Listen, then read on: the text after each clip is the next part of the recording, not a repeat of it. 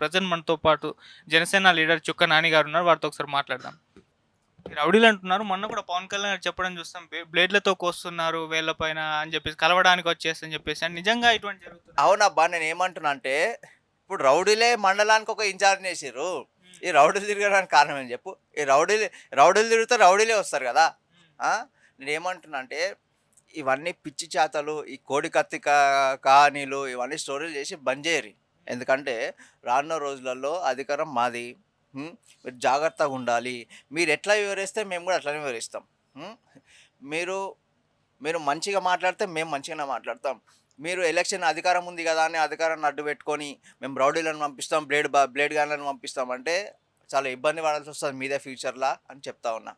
Okay. ఇటు పవన్ కళ్యాణ్ గారి health విషయం గురించి మాట్లాడుకోవాల్సొస్తే అంటే ఆయన మేబీ 3, 4 టైమ్స్ అనుకుంటా జ్వరానికి గురై మళ్ళీ హైదరాబాద్ రావడం, ట్రీట్‌మెంట్ తీసుకోవడం ఇవన్నీ కూడా చూస్తున్నాం. అంటే ఆయన పర్యటనకైతే ప్రతిసారి బ్రేక్ అయితే పడుతుంది. ఆయన వారాహి యాత్ర కానివ్వండి ఇటువంటివి. మరి ఇవేమన్నా ఇంపాక్ట్ చూపించాయా అసలు? ఏం లేదు ఏమైందంటే అంటే బి బ్రేక్ ఎందుకయితుందంటే, యాక్చువల్లీ గవర్నమెంట్ ఇప్పుడున్న ప్రెజెంట్ గవర్నమెంట్ మాకు పర్మిషన్ ఇయ్యట్లేదు. హ్మ్. హ్మ్. మళ్ళీ మేము పర్మిషన్ క్యాన్సెల్ చేస్తే మళ్ళీ మేము ఎలక్షన్ కమిషనర్‌కెళ్ళి మళ్ళీ కొత్తగా పర్మిషన్ తీసుకోవాల్సొస్తుంది. హ్మ్. ఇంకోటి పవన్ కళ్యాణ్ హెల్త్ ఏందంటే పాపం పొద్దుగాల 5:30కో, 5:00కో లేస్తాడబ్బా! 5:30కి లేచి ఆయన పూజ చేసుకొని బయటకొచ్చి హ్మ్. ఇవంతా పొలిటికల్‌గానే ఇప్పుడంతా. అక్కడి నుంచి ఇక్కడ ట్రావెల్ చేయనికి 1 ఆర్ 2 అవర్స్ అయితది. మళ్ళీ మధ్యలో ఇబ్బంది. అభిమానులను కలవాలి, అది కలవాలి. మళ్ళీ పార్టీ అంతర్గత విషయాలు చూసుకోవాలి. అంత టైం సరిపోవట్లేదు ఆయనకి. అంటే నిద్రపోయే టైం సరిపోవట్లేదు. మళ్ళా రాత్రి 11, 12 అయితుంది. ఈ హెల్త్ ఇష్యూస్ వస్తా ఉన్నాయి. నేను గూడా చెప్తా ఉన్నా అన్నగారికి. చాలా జాగ్రత్తగా ఉండాలి అని చెప్పి కోరుతా ఉన్నా. ఓకే. సో, ఇప్పుడు నడుస్తున్న వారాహి యాత్ర సక్సెస్ అయిందంటారా? అంతకుముందు కంపేర్ చేస్తే, అంతకుముందు స్టార్టింగ్‌లో ఎంత ఊపుందో మనందరికీ తెలిసిందే. ఇప్పుడు దాన్ని క్యారీ ఫార్వర్డ్ చేస్తుందంటారా? లేకుంటే ఫెయిల్ అయిందా? చూస్తుర్రుగా మీరే చూస్తుర్రు ఎంత సక్సెస్‌ఫుల్‌గా రన్ అయితుందో. హ్మ్. చాలా సక్సెస్‌ఫుల్‌గా రన్ అయితుంది. కొన్ని లక్షల మంది వస్తా ఉన్నారు వారాహి యాత్రకి. ఎందుకంటే వారాహి యాత్ర అనేది ప్రజల ఒక గెలుపు. హ్మ్. గెలుపుని ఆ ప్రజలే మా గెలుపుని మేమే తెచ్చుకుంటామని ప్రజలు వస్తా ఉన్నారు. హ్మ్. 100% రానున్న రోజులలో ప్రభుత్వం స్థాపిస్తా ఉన్నాం. ఇంకొక 30 రోజులు, 40 రోజులు ఉన్నట్టుంది. హ్మ్. 100% మా జనసేన పార్టీ, టీడీపీ, బీజేపీ అలయన్స్‌లో మేము అధికారానికి వస్తా ఉన్నాం. ప్రజల మంచికి ఒక మంచి అడుగులు పడబోతా ఉన్నాయి రానున్న రోజుల్లో. ఇటు గాజు గ్లాస్ ఉంది కదా! దాని సింబల్‌ని ఫ్రీ సింబల్ చేశారంట కదా! మరి దాని ఇంపాక్ట్ ఏమన్నా ఉంటుందా? అంటే జనసేన పోటీ చేసే 21 స్థానాల్లో గాజు సింబలే ఉంటుంది. మిగతా స్థానాల్లో వేరే పార్టీ అప్లై చేసుకున్న వాళ్ళకి గాజు సింబల్ ఇస్తుంది. సో, దీనివల్ల మిగతా 2 పార్టీలకు బీజేపీకి గాని, టీడీపీకి గాని నష్టం వాటిల్లే ఛాన్స్ అయితే ఉన్నాయి కదా! అయితే మేము గూడా మా లీగల్ టీమ్ గూడా ట్రై చేస్తా ఉంది అట్లా చేయొద్దని. హ్మ్. ఎందుకంటే మాది ఇంకా తెలంగాణలో పోటీ చేసినాం గదా! అవును. మొన్న తెలంగాణలో ఇప్పుడు ఎట్లాంటి వచ్చినాయో చూసినాము. హ్మ్. అంతకుముందుకు ఏపీలో పోటీ చేసినప్పుడు ఒకరున్నారు. మినిమమ్ అంటే ఒక సింబల్ ఒక పార్టీకి కేటాయించాలంటే మినిమమ్ ఒక 10 మంది ఎమ్మెల్యేలన్నా ఉండాలి. హ్మ్. పర్మనెంట్‌గా కేటాయించాలంటే. సో, మేము దాంట్లో ఇంకా సక్సెస్ కాలేదు కాబట్టి ఈ అది ఫ్రీ సింబల్ అనేది చేసిందనమాట. మేము కూడా ఎలక్షన్ కమిషనర్ కోరుతా ఉన్నాం అట్లా చేయొద్దని. హ్మ్. ఎందుకంటే మేము రానున్న రోజులలో చాలా బలంగా వెళ్తా ఉన్నాం. మాకు అధికారం ఉన్నా లేకున్నా ఒక 10, 11 సంవత్సరాల నుంచి ప్రజల్లో ఉన్నాం. ప్రజలకి మా సొంత నిధులన్నీ కేటాయిస్తా ఉన్నాం. హ్మ్. కాబట్టి మా మా ఒక గ్లాస్ గార్డ్స్ గుర్తుని మాకే ఉంచి వేరే వాళ్ళకి ఫ్రీ అట్లా చేయకుండా చేయాలని కోరుతా ఉన్నాం. ఓకే. ఇటు పవన్ కళ్యాణ్ గారి పైన యునైటెడ్ ఫ ఫ్రంట్ అని చెప్పేసి కొన్ని చిన్న చిన్న పార్టీలున్నాయి గదా! ఒక బకెట్ గుర్తున్న పార్టీ అధ్యక్షుడు కంప్లెయింట్ చేశాడు. బకెట్ గుర్తుంది. ఇది కూడా గాజు గ్లాస్ లాగా ఉంటుంది. దీనివల్ల మా పార్టీకి ఇంపాక్ట్ చూపిస్తుంది. అందుకే పవన్ కళ్యాణ్ గారు నాకు 5,00,00,000 ఆఫర్ ఇస్తా అన్నారు. అని చెప్పేసి ఆయన కంప్లెయింట్ చేయడం జరిగింది ఈసీకి. అంటే దీంట్లో ఎంత నిజం ఉంది బెదిరిస్తున్నారు అని అంటున్నారు. పవన్ కళ్యాణ్ గారికి నిద్ర పోవడానికే టైం లేదబ్బా! హ్మ్. ఆ! ఇట్లా ఇంత ఆఫర్ చేసే టైం లేదు. మాయి డబ్బు రాజకీయాలు గాదు. హ్మ్. హ్మ్. నీతిగా నిజాయితీగా పోటీ చేసి గెలిచి ప్రజల కోసం కొట్లాడే పార్టీ. ఆ! మేము ఒక డబ్బులిచ్చి కొనుక్కునే అవసరం మాకు లేదు. నీతిగా ఉన్న నిజాయితీల పార్టీ కష్టపడ్డ పార్టీల నాయకులకే ఇస్తా ఉన్నాం. హ్మ్. కాబట్టి అట్లా అంటే ఈ ఒక రాంగ్ ఎలిక్షన్ తీసుకొచ్చి ప్రజలలో మైండ్ డైవర్ట్ చేయడం కోసం ప్రయత్నిస్తా ఉంది హ్మ్. అధికార పార్టీ. హ్మ్. ఇట్లాంటివి చేయొద్దని కోరుతాం. ఓకే. ఇటు చిరంజీవి గారు చూసుకుంటే మరి పవన్ కళ్యాణ్ గారి జనసేన పార్టీకి ఫండ్స్ ఇవ్వడం కూడా చూస్తున్నాం. సో, అలాగే ఆల్ ది బెస్ట్ కూడా చెప్పేశారు. మరి ముందు ముందు ఎలక్షన్స్ దగ్గరలో ఉన్నాయి గాబట్టి మరి చిరంజీవి గారు ఏమన్నా క్యాంపెయిన్ చేసే ఛాన్సెస్ ఏమన్నా కనిపిస్తున్నాయా? అంటే మా పార్టీ మా సొంత డబ్బులతోనే పార్టీని ఖర్చు పెడతా ఉన్నాం. హ్మ్. ఎవరిని ఇప్పుడు లేకపోతే ఎవరు ఇండస్ట్రియల్‌నో లేకపోతే బిజినెస్ మ్యాన్‌నో బెదిరించి డబ్బులు తీసుకోలేదు. మా కష్టపడ్డ డబ్బులే పార్టీకి ఇస్తా ఉన్నాం. ఆయన చిరంజీవి గారు కూడా ఆయన కష్టపడ్డ డబ్బులు పార్టీకి డొనేట్ చేస్తాం. ఎందుకంటే మాకు కూడా ఖర్చులు ఉంటాయి కదా పొలిటికల్‌గా. ఒక పెట్టి ఒక ఏరియాలో ఒక మీటింగ్ చేయాలంటే మాక్సిమం 20, 30 లక్షలు కావాలి. డబ్బులు సరిపోవట్లేదు. ప్రజలకి ఇప్పుడు ప్రజల మంచి కోసం వస్తున్నాం మేము. ప్రజల్ని దోచుకోవాలని అనుకుంటే ఆ ఇండస్ట్రియల్ దగ్గరనో, బిజినెస్ మ్యాన్ దగ్గరనో డబ్బులు తీసుకొని, డబ్బులు ఖర్చు పెట్టి చేయొచ్చు మేము. అట్లా కాకుండా చేస్తా ఉన్నాం. అట్లనే మేము గెలుస్తా ఉన్నామని చిరంజీవి గారు కూడా చెప్తా ఉన్నారు. అందుకే ఆల్వేస్ చెప్పి మమ్మల్ని బ్లెస్ చేసినారు. మా పార్టీకి ధన్యవాదాలు చెప్తా ఉన్నాం చిరంజీవి గారికి. క్యాంపెయిన్ ఏమైనా చేసే ఛాన్స్ ఉందా? మెగా ఫ్యామిలీ నుంచి ఎవరైనా హీరోలు వచ్చే ఛాన్స్ ఏమైనా కనిపిస్తుందా? ఏమో తెలవదు. చూద్దాం ముందు ముందు. మీకు ఇటు వాలంటరీ వ్యవస్థ పైన ఒకప్పుడు పవన్ కళ్యాణ్ గారు ఎటువంటి వ్యాఖ్యలు చేస్తారో మనందరికీ తెలిసింది. ఆ తర్వాత చంద్రబాబు నాయుడు గారు కూడా వాలంటరీ వ్యవస్థ పైన విమర్శలు చేశారు. సో అటువంటి వాలంటరీ వ్యవస్థకు ఇప్పుడు చంద్రబాబు గారు 5,000 సాలరీ ఉన్నదని 10,000 చేస్తాము అధికారంలోకి వచ్చాకని అంటున్నారు. ఎందుకు అప్పుడు విమర్శించారు? మరి ఇప్పుడు ఎందుకు ఎంకరేజ్ చేస్తున్నారు?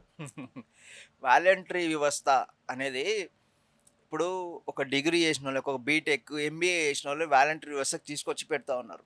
వాళ్ళ సాలరీ ఎంత తెలుసా?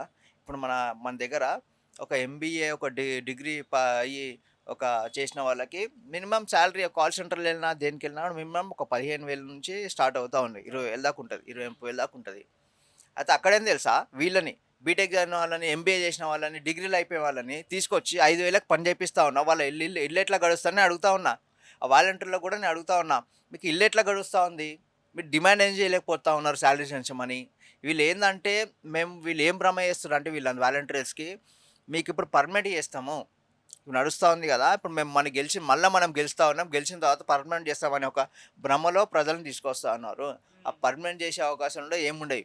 అదే ఏమంటున్నాం అంటే చంద్రబాబు నాయుడు చెప్పిందేందంటే మేము వచ్చిన తర్వాత మనిషికి ఇప్పుడు పర్ హెడ్ 5,000 కదా! దాన్ని 10,000 పెంచి గవర్నమెంట్‌లోకి తీసుకునే విధంగా ప్లాన్ చేస్తా ఉన్నారు. 3 పార్టీలు ప్లాన్ చేస్తా ఉన్నాయి. అది జరుగుతది. మీరు 5,000కి ఆశపడి మళ్ళీ జగన్ దగ్గరికి పోతుంటే మీరు 5,000కే కంప్లీట్ అవుతారు తప్పించి మీ యొక్క భవిష్యత్తు ముందుకు పోయే అవకాశం లేదు. మీరు ఆ జగన్ భ్రమలో పడొద్దు అని కోరుతా ఉన్నా. ఎందుకంటే 5,000కి ఏం రావు. మన ఖర్చులే ఉంటాయి నెలకు 10, 15,000. 5,000 తీసుకొని మీకు ఇల్లు ఎట్లా గడుస్తుందో నాకు అర్థమైతలేదు. కానీ ఇప్పుడు వాలంటీర్లు చూసుకుంటే వాళ్ళని ఎలక్షన్ విధుల నుంచి తీసేశారు. మొన్న పెన్షన్‌లో కూడా ఆళ్ళతోటి పంపిణీ చేయించలేదు. చాలామంది వాలంటీర్లు రిజైన్‌లు చేసి వైసీపీ కార్యకర్తలుగా వర్క్ చేస్తున్నారు. జగన్మోహన్ రెడ్డి గారు వీళ్ళందరి చేత బలవంతంగా రిజైన్‌లు చేపిస్తున్నారని కూడా అంటున్నారు. మన కుప్పంలో 300+ మంది వాలంటీర్లు రిజైన్ చేసి మేము చంద్రబాబు నాయుడు గారిని ఓడించడానికి పనిచేస్తాం. ఖచ్చితంగా చంద్రబాబు నాయుడు ఓడించి వైసీపీని అధికారంలోకి తీసుకొస్తాం అంటున్నారు. మరి ఈ విధంగా వాలంటీర్లు కార్యకర్తలుగా పనిచేస్తే మరి కూటమికి చాలా ఇంపాక్ట్ చూపిస్తుంది దీనిపైన నేనేమంటున్నా మీరు 5,000కే ఇంతగనం కొట్లాడితే మీ జీతాలు పెంచమని ఎప్పుడైనా కొట్లాడిర్రా అని అడుగుతా ఉన్నా. వాలంటీర్ వ్యవస్థ స్థాపించి ఎన్ని సంవత్సరాలు అయింది? ఎన్ని ఇయర్స్ అయింది? 3, 4 ఇయర్స్ అయింది. 3, 4 ఇయర్స్ నుంచి మీకు ఇంత కూడా ఒక చీమ మందం కూడా ధమాకులో రాలేదా? అంటే మా సాలరీ 5,000 పెంచరా జీతము? మమ్మల్ని ఇంకా గవర్నమెంట్ తీసుకుంటా అన్నారు. తీసుకోలేదు అని అడగాలి కదా! ఎలక్షన్స్ టైంలో వచ్చి మీరు మాకు మాకు అదే ఒక నెల పింఛన్ అంటే ఒక నెల మిమ్మల్ని తీసేసిరంటే గవర్నమెంట్ రూల్ ఉంటుంది. ఇప్పుడు ఎలక్షన్స్ ఉంది కదా! ఎలక్షన్స్ రూల్స్ ఉంటాయి. ఎట్లాంటి గవర్నమెంట్ పథకం ఎవరికి ఇవ్వద్దని. మీరు కోవట్లుగా పనిచేస్తూ ఉన్నారు. ఆ వాలంటరీ వ్యవస్థలో కొంతమంది నీతి నిజాయితీ పనిచేసే వాళ్ళు ఉన్నారు. మిగతా వాళ్ళంతా వైఎస్ఆర్‌సీపీ కోవట్టులే. వాళ్ళు మాత్రం రిజైన్ చేసిండొచ్చు కానీ ఏదో ఇల్లు గడవాలి, మేము మంచి స్థాయికి రావాలనే వాళ్ళు వాలంటరీ వ్యవస్థలో ఉన్నారు. ఆ వాలంటరీ వ్యవస్థని మేము అధికారం వచ్చిన తర్వాత వాళ్ళకి 10,000 చేసి వాళ్ళని గవర్నమెంట్‌లోకి తీసుకునే విధంగా మేము ప్లాన్ చేస్తూ ఉన్నాం. చేస్తాం కూడా. సో ఇప్పుడు చంద్రబాబు నాయుడు గారు ఈ విధంగా 10,000 అనౌన్స్ చేయగానే వైసీపీ ట్వీట్ చేసింది. సో ప్రతిపక్షాలే ఒప్పేసుకున్నాయి. వాలంటరీ వ్యవస్థ సక్రమమైంది. మేము ప్రవేశపెట్టిన ఈ వాలంటరీ వ్యవస్థని ఇంకా వాళ్ళు పునరుద్ధరిద్దామంటున్నారు. మేము కూడా పునరుద్ధరిస్తాం అధికారంలోకి వచ్చిన తర్వాత. వాళ్ళైతే యాక్సెప్ట్ చేశారు. ఇది మా విజయంగా మేము భావిస్తున్నాం అని అంటున్నారు. మీ విజయంగా కాదు, వాళ్ళ జీవితాలతో ఆడుతా ఉన్నాం అని అడుగుతా ఉన్నా. ఎందుకంటే 5,000 ఎవరికి సరిపోతాయి అబ్బా? 5,000 5,000 ఎవరికి సరిపోతాయి చెప్పు? ఒక బియ్యం బ్యాగు 1,500, ఒక 5 లీటర్ నూనె 750, 800 ఎన్నైనా 2,300 అయినాయి. పప్పులు ఉప్పులు అవి ఒక 1,000 రూపాయలు 3300 అయినాయి. ఇంకా 1500తోని వాని బండ్ల పెట్రోలు, పిల్లలు ఉంటారు స్కూల్ ఫీజు, వీళ్ళందరూ ఎడికెళ్తే చెప్పు? మీరు అప్పులలో కూడుకోబోతా ఉన్నారు. అందుకే నేను ఏమంటున్నా క్లియర్గా, రానున్న రోజులలో మన ప్రభుత్వం వస్తూ ఉంది. రాగానే 5,000 నుంచి 10,000 దాకా పెంచి గవర్నమెంట్లకు తీసుకునే విధంగా ప్లాన్ చేస్తూ ఉన్నారు. కొంచెం సమన్వయం పాటించి రానున్న ప్రభుత్వానికి సహకరించాలని కోరుతాం. మొన్న ఈ వాలంటీర్లతోటి పంచించలేదు కదా పెన్షన్లు. దీని ఎఫెక్ట్ అయితే ఆ మధ్య చాలా ఉంది. జగన్మోహన్ రెడ్డి గారైతే కంప్లీట్ చంద్రబాబు నాయుడు గారి మీద ఎత్తేసారు. అంటే పెన్షన్లు ఆగిపోతాయి. చంద్రబాబు నాయుడు గారు అధికారంలోకి వస్తే అని చెప్పేసి అంటున్నారు. లేదు లేదు, నేను ఏమంటున్నా అంటే ఇప్పుడు ఎలక్షన్స్ రాగానే ఎలక్షన్ కోడ్ రాగానే ఏ గవర్నమెంట్ పథకం కానీ ప్రజలకు ఇవ్వడానికి లేదు. హ్మ్. వీళ్ళు దీన్ని బూచిగా చేసి చూపిస్తూ ఉన్నారు. హ్మ్. అది మనది కాదు ప్రాబ్లము. ఇప్పుడు అపోజిషన్ పార్టీ ఆపేది కాదు కదా, సెంట్రల్ ఆపింది. అది ఎలక్షన్ కమిషనర్ ఆపింది. ఎలక్షన్ కమిషనర్ అంటే ఓట్లు దగ్గరకు వచ్చిన తర్వాత ఎట్లాంటి పథకం కానీ ప్రజలకు ఇవ్వడానికి లేదు. హ్మ్. ఈ వాలంటరీ వ్యవస్థని ఒక పార్టీ లాగా కేటాయిస్తున్నారు కాబట్టి, ఈ పొలిటికల్ పార్టీ ఏజెండా కాబట్టి అది దాన్ని స్టాప్ చేసినారు. సో నేను ఏమంటున్నా అంటే రానున్న రోజులలో ఈ ఇవి 2 నెలల పైసలు అన్నీ కలిపి మీకు మీ కుటుంబాలు చాలా బలంగా నిలబడి కుటుంబాలు నడిచే విధంగా ప్లాన్ చేస్తూ ఉన్నాం అని చెప్పి కోరుతా ఉన్నా. ఇప్పుడైతే ఎటువంటి ఇంపాక్ట్ అయితే ఈ కూటమి పైన చూపించేది వాలంటీర్ వ్యవస్థ పైన అని అంటారు. అంటే వాలంటీర్ వ్యవస్థ ఇగో నేను చెప్తా ఉన్నా, కొంతమంది ఉన్నారబ్బా వాలంటీర్ వ్యవస్థలనే కొంతమంది వైఎస్ఆర్సీపీకి ఓట్లున్నారు. వాళ్ళు మాత్రమే ఇట్లా ప్లాన్ చేస్తూ ఉన్నారు. మిగతా వాళ్ళంతా ధమాక్తో పని చేస్తూ ఉన్నారు. వైసీపీ కార్యకర్తలు ఎవరైతే ఉన్నారో వాళ్ళు మాత్రమే ఇట్లా ప్రజలకి భ్రమ చేస్తూ ఉన్నారు. థ్యాంక్ యూ సో మచ్ అన్న.